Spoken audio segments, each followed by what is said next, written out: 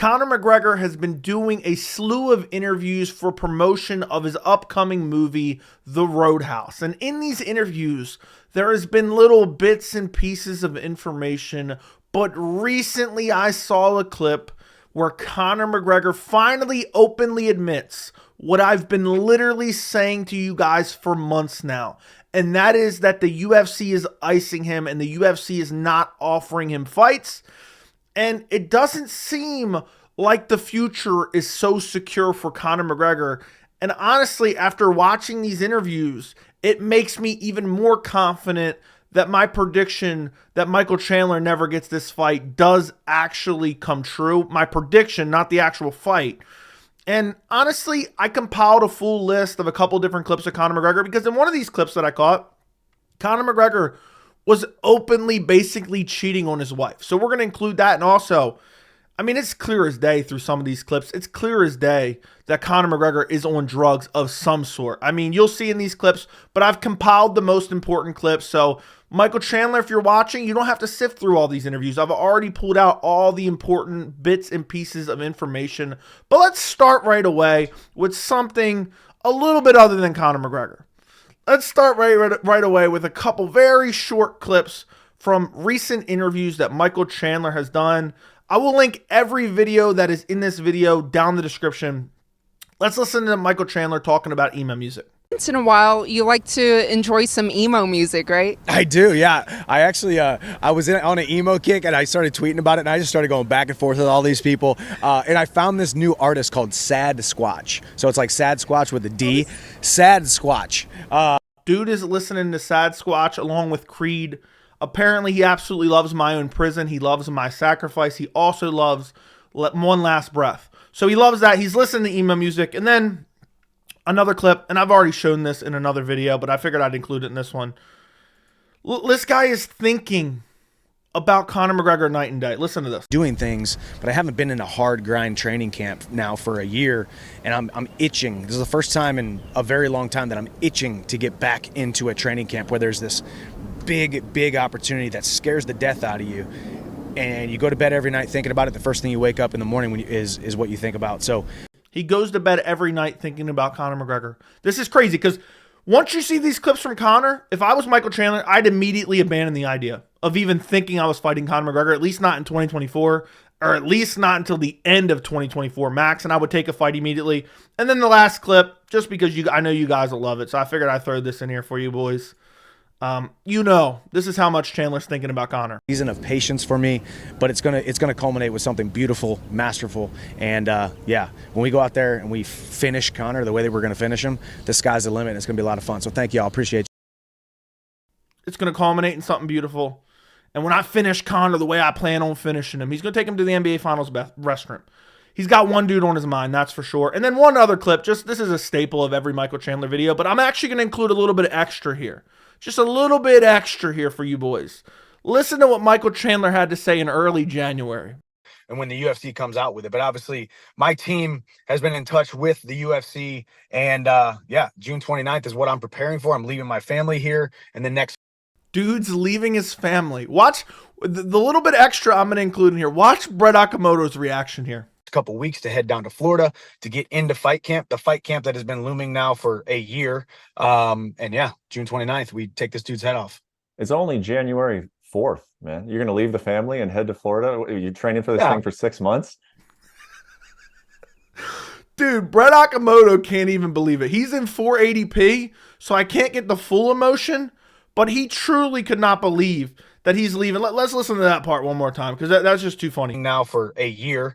And yeah, June 29th, we take this dude's head off. It's only January 4th, man. You're going to leave the family and head to Florida? You're training for this thing for 6 months? No, I mean, anyway, in 60 days, we will be almost within 3 months of it. So obviously. Well, what kind of math is that?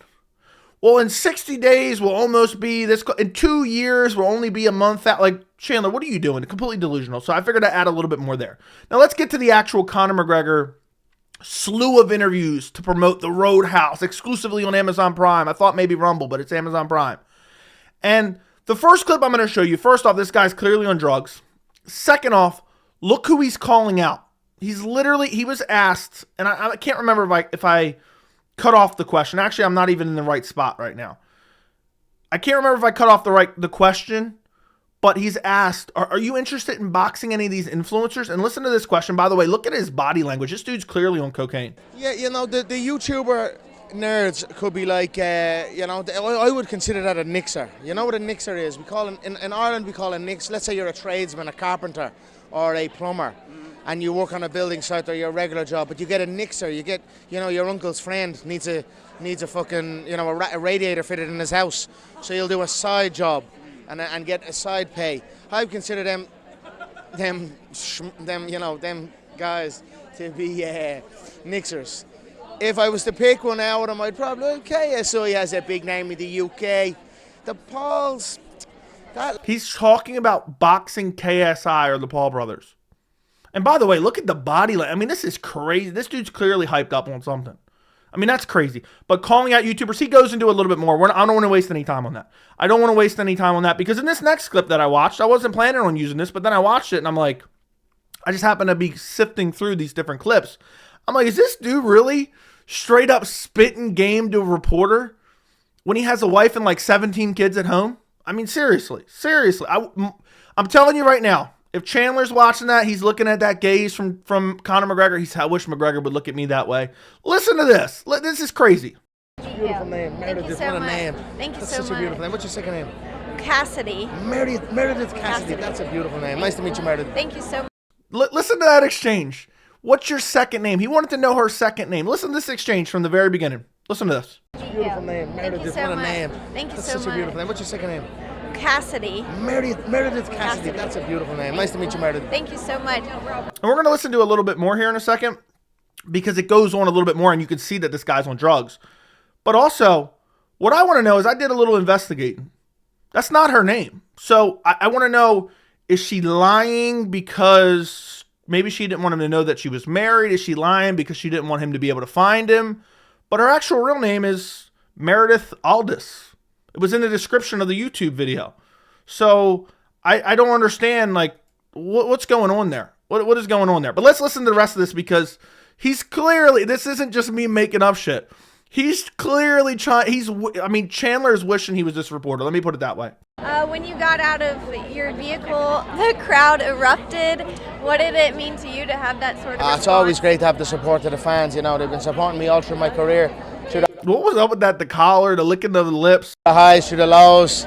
And, you know, I love my fans. I do it all for the fans. What does it mean to you to be part of South by Southwest opening night in a film? Yeah, it's iconic. I'm blessed. I'm one lucky SLB, an Irish SLB. No, that's not my mother. It was her birthday yesterday. I love my mother dearly. Happy birthday to my mother. But I'm a lucky man. I'm blessed. That's how straight.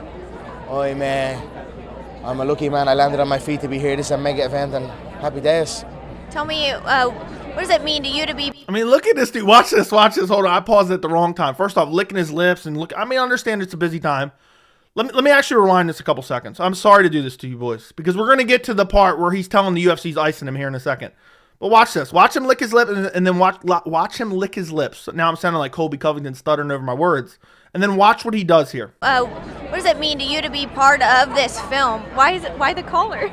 You like the color? Yeah. I'm just pulling it back out. I got the things. Nice, isn't it? I know, with the ruffles. Yes, I nice, like isn't it. Yeah, I that's love what it's a different little look. My God, these are my You're- clothes. you're August McGregor. shiny. August McGregor. I make these. Oh, really? So I make these. Yeah, I have a clothing brand. I make these clothes. Yeah. I love it. Thank you so much. Okay. Yeah, I feel like it's like a Texas vibe to it, an Elvis type of thing. Oh, So okay. that's what I went with. Okay, love it. Okay, love it. So it's just so clear that Conor's actually on drugs. Now, this next interview is from the Mac Life. This is only 2 minutes long, essentially. And there's a couple key takeaways. And then actually, I'm going to skip ahead because the video in itself is like 8 minutes long. They did another interview with one of Conor McGregor's co-stars where he said something that further proves my point about Conor McGregor not taking anything seriously. But we're going to take a look at the first clip. And you can clearly see that he's out drinking, he's out partying, he's out doing drugs on a regular basis. Listen to the way he answers this. The first day of New York, and then we still had 4 more days of New York, and then we started to go to Texas and do 4 days. But we're only at the finish on one day, and I get excited, and then I start, celebrating, and then, then it's tough to get up the next day, And You hear that? Did you guys catch that? Basically, he's talking about, I go for multiple days to promote whatever, New York, wherever, Texas. And he's like, yeah, but I get excited and I start celebrating, and then it's tough to do it the next day because he's so hungover, because he did drugs and got drunk the night before. Now, this next clip is where he kind of talks about basically being iced by the UFC here. I mean, he literally outright says it. I'm gonna go through my theory again. I've covered it so extensively in other videos. I'm not going to go too deep into my theory that I've been telling you guys for literally months before. Not a soul mentioned it before until I told you guys a couple months ago. But listen, he basically says, look, I was training for a fight. The UFC did not give me fights. This tour, I've got the St. Patrick's Day festivities going, and then I'm going to get back and regroup. I'm going to test myself physical-wise on the treadmill and do the RAM test and go about the McGregor fast away and get myself right back. I had a camp in Cannes, the south of France. I had a camp in Dubai at World Champions training with me where I was hoping for a December date, then a January date, and then it keeps getting pushed back. Then I lose interest and stop training for a while. I lose interest and stop training for a while. This is the guy Chandler's banking on fighting in 3 months. This is the guy. He's like, I got to test myself on a treadmill when I get home. I mean, that's crazy. By the way, look at these guys holding umbrellas. Imagine that's your job. That's crazy. But you hear him. I had a camp preparing for December, January, and it didn't happen. We'll get into it a little bit more. Let's listen to more. Stop training. I always train, but stop full training and drinking a little bit. Hold on. So I'm going to go back now. By the way, that's hilarious. That woman tries to tell him, like, it's time to move on. You've had your time. But this is, of course, McGregor's website. So, of course, he's going to say, hold on. So watch the way he slides that in there. I'll rewind it a little bit. For a while. Not stop training. I always train, but stop full training and drinking a little bit. Hold on. So I'm going to go back now, regroup, get full tested, and get ready to rock. So, and then the date's going to come, and then I'll be ready to rock. I'm going to get full tested. What does that even mean? But the theory is essentially Conor McGregor has 2 fights left on his UFC deal. He's either waiting for the sunset clause, which means he can legally leave the UFC without having to fight out those 2 fights, or if he fights out those 2 fights, he is a free agent. Then he can go to Saudi Arabia and box, similar to what Francis Ngannou did in those massive paydays. And Saudi Arabia has shown that they have interest in bringing Conor McGregor. They've asked the UFC to bring Conor McGregor for the fight night card. They've asked for Conor McGregor. They want Conor McGregor. They fly him out to every boxing event. Saudi Arabia clearly wants Conor. Conor clearly wants the cash that Saudi Arabia is willing to dish out because they have unlimited money. And you hear him say, look, the UFC, I've done camps. The date keeps getting pushed back and pushed back and pushed back. And he hints at it a little bit more in another interview that we're actually going to take a look at, one last interview. But the UFC doesn't want him to fight because he has 2 fights left on his deal. And if he fights out his contract, he can then leave. They want to sign him to a new deal.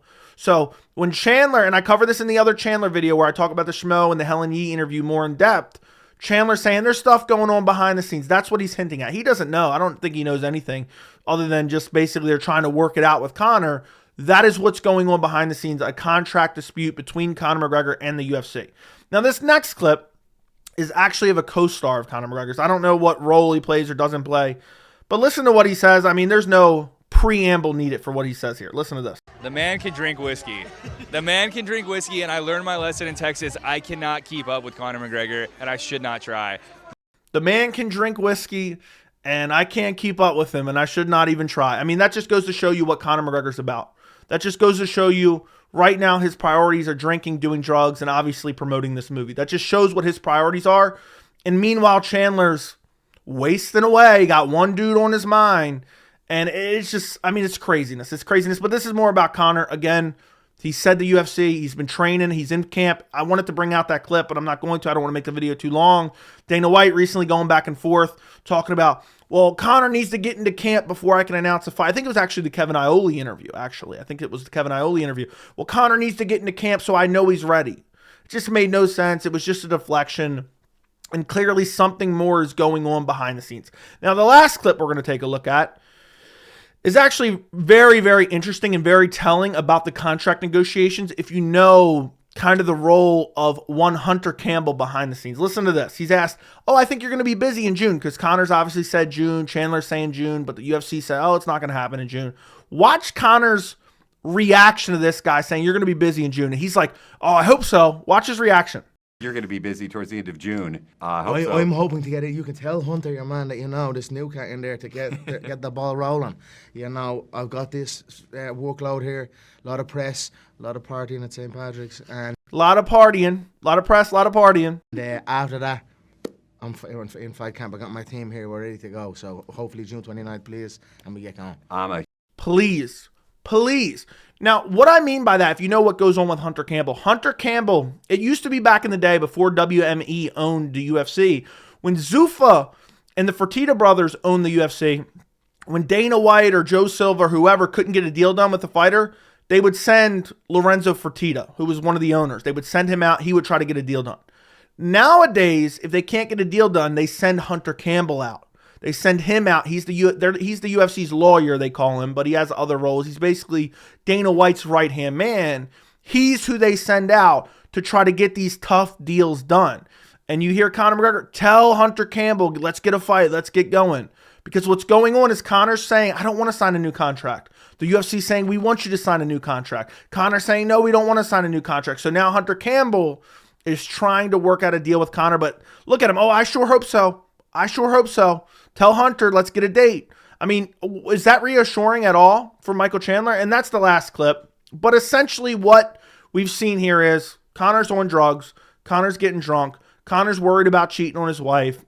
Meanwhile, Chandler is sitting on the sideline like an ex that just won't let you go. And he needs to move on. Islam Makhachev even said recently, this guy needs to go move on. He can make money. If he loses, he probably has a better chance of getting the Conor McGregor fight. Please, Michael Chandler, we love watching you fight. Please move on. Even if you fight and lose, if you fight and win, you can still fight Conor when he returns. The UFC owes you that fight. They sold wolf tickets for the Ultimate Fighter. Move on. Conor's not returning anytime soon. Between the drugs, between the alcohol, between the contract situation, it's just flat out not happening. Let me know what you guys think down in the comments. If you made it to the very end, comment down below. I got one dude on my mind, so that way I know you made it to the very end of the video. But like the video, subscribe to the channel, and thank you so much for watching.